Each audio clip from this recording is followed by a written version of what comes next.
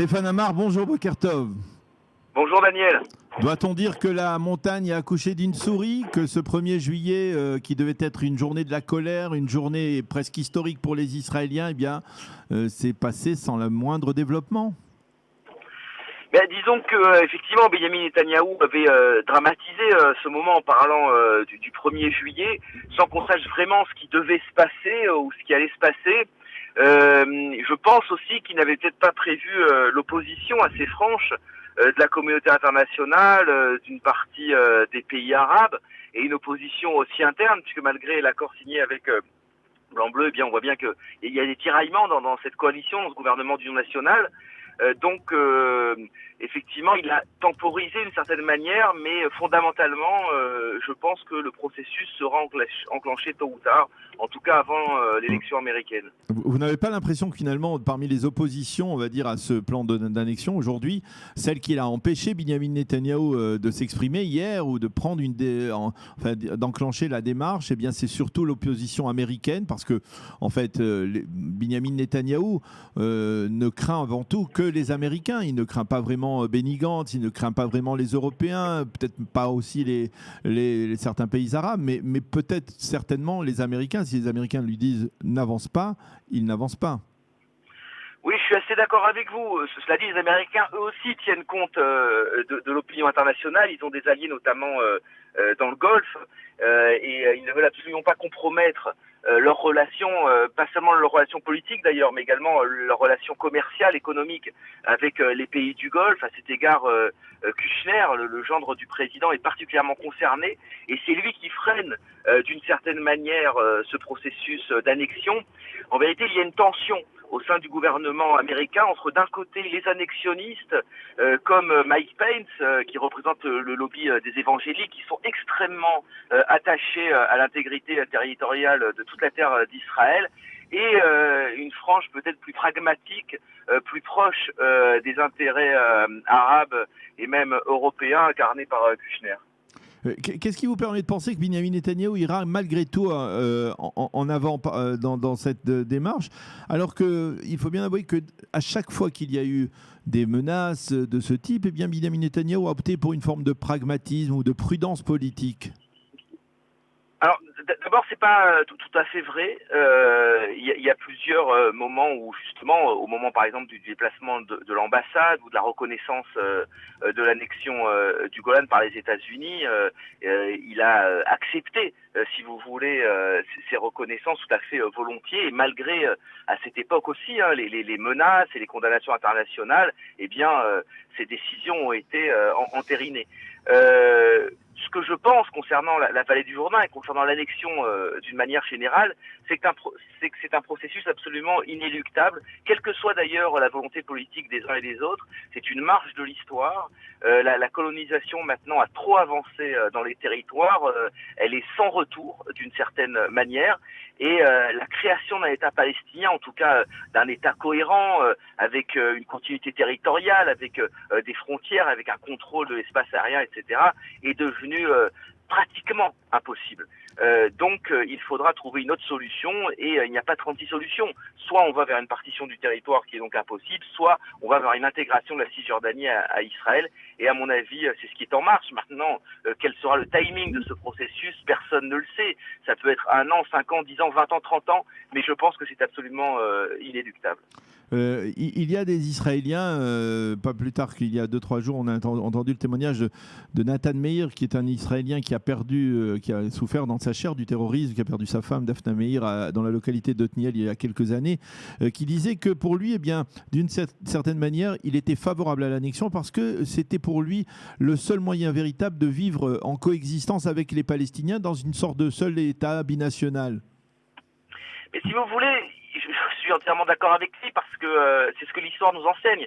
À chaque fois qu'il y a coexistence dans ce conflit, c'est le cas par excellence avec les Arabes israéliens, c'est-à-dire que les populations vivent ensemble, elles fréquentent les mêmes universités, les mêmes hôpitaux, les mêmes centres commerciaux, elles marchent ensemble dans les mêmes rues, eh bien il n'y a quasiment aucune violence. Et à chaque fois qu'on veut séparer les populations, comme ça a été le cas par exemple avec Gaza, eh bien là on crée une situation de guerre, on crée une situation d'hostilité. Donc effectivement, je pense que l'intégration des populations est la solution vers la paix, et en même temps, c'est la seule manière de garantir les droits de chaque population, les droits des Juifs de vivre dans leur patrie historique, qui est par excellence la Judée-Samarie biblique, et le droit pour les Palestiniens de vivre également dans un grand espace entre le Jourdain et la mer, qui est également leur patrie historique, parce que je rappelle que pour les Palestiniens, ce qui est important, ce qui est crucial, ce n'est pas Ramallah, Naplouse ou Hébron, mais le cœur véritable de la Palestine pour les Palestiniens, c'est Jaffa, c'est Haïfa, c'est Lod, c'est là qu'ils ont leur famille, c'est là qu'ils ont leur lieu historique, et donc il faut que tout cet espace soit ouvert pour que chaque population puisse être rattachée à son identité, rattachée à son territoire. Alors, on l'a vu hier, les Palestiniens n'ont pas véritablement réagi, et on a surtout vu qu'ils étaient aussi plus préoccupés par le coronavirus, par la crise économique. Finalement, pourquoi Binyamin Netanyahou attend alors que c'est peut-être le moment opportun, c'est-à-dire alors que les Palestiniens ont d'autres chats à fouetter que de s'occuper de l'annexion? Est-ce que finalement on ne rate pas une opportunité là? Alors, il y a deux problèmes qui se posent. D'abord, on l'a dit, il y a un véritable problème symbolique, c'est-à-dire qu'il s'agit de changer de paradigme. Ça fait maintenant 53 ans qu'on roule, si j'ose dire, sur la solution à deux États. Elle a été complètement sacralisée. Or, cette solution, point de salut pour la communauté internationale. Donc, il y a des résistances extrêmement fortes. On l'a vu d'ailleurs avec cette pétition complètement invrentaise, comme aurait dit Chirac, des intellectuels juifs parisiens. Donc qui est complètement déconnecté, si vous voulez, avec les réalités du terrain. Donc il y a des réticences naturelles. Maintenant, il y a aussi l'enjeu démographique, c'est-à-dire qu'est-ce qu'on fait de ces populations qui vont être annexées? Alors la vallée du Jourdain, bien sûr, c'est 50 000 ou 60 000 Palestiniens, ça ne pose aucun problème du point de vue démographique pour Israël, mais si Israël met le doigt dans cet engrenage, il devrait évidemment aller plus loin, et dans ce cas-là, va se poser la question de l'intégration en Israël de ces plus de 2 millions de Palestiniens de Cisjordanie, et ça c'est un enjeu extrêmement sensible. Aujourd'hui, ce n'est pas le cas. C'est-à-dire, dans le plan Trump, on ne parle que de 30% de la Judée et de la Samarie, pas de l'intégralité. Oui, mais on sait très bien qu'il est impossible de s'en tenir là, parce qu'on ne peut pas s'arrêter au milieu du gué. Soit on va vers une annexion du territoire, soit on va vers une partition du territoire. Mais on ne peut pas faire à moitié. On parle de 30% de la Cisjordanie, mais que va-t-il rester de la Cisjordanie? Il est évident, il suffit de jeter un œil sur la carte du plan Trump pour voir que c'est un plan absolument absurde du point de vue géographique. Ça crée des espèces de poches de souveraineté qui n'est même pas une réelle souveraineté palestinienne, qui sont à peine reliées entre elles, qui n'ont aucune viabilité. Donc il est évident qu'il s'engagera ensuite à un mouvement qui conduira tôt ou tard à une annexion de l'intégralité du territoire.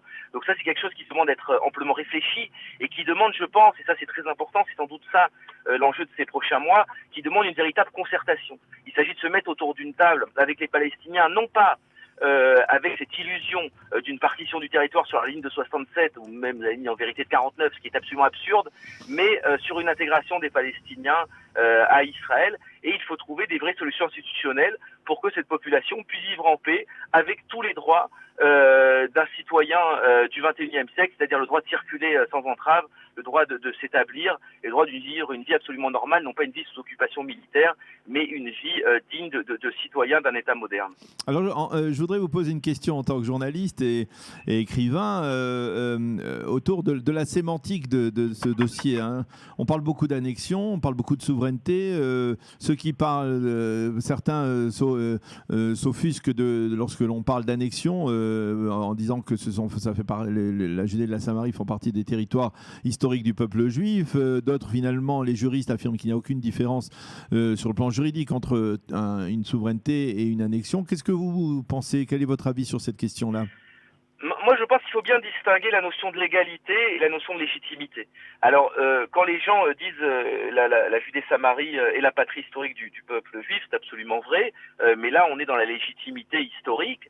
Maintenant, dans la légalité internationale, il est évident qu'Israël, depuis 67 en tout cas, occupe militairement ce territoire, et donc, effectivement, oui, va l'annexer. S'il veut avoir une souveraineté totale, il va procéder à une annexion. Je vois pas vraiment en ce qui concerne la différence sémantique entre souveraineté et annexion. Mais il est évident qu'il ce territoire changerait complètement de statut s'il y avait une annexion, puisque il serait de plein droit, en tout cas du point de vue israélien, hein, et bien sûr pas du point de vue de la communauté internationale, mais il serait de plein droit partie intégrante de l'histoire de l'État d'Israël. Donc je pense qu'en tout cas, pour répondre à votre question, la distinction entre souveraineté et annexion révèle du sophisme. Il faut juste savoir si on veut continuer l'occupation militaire ou si on veut que ce territoire devienne normalement partie intégrante de l'État d'Israël. Eh bien, Stéphane Amar, merci beaucoup pour toutes ces précisions. C'était important de discuter avec vous. Merci d'avoir été avec nous ce matin. Bonne journée, Daniel. bonne continuation. À bientôt. Merci beaucoup. Bonne journée. Au revoir.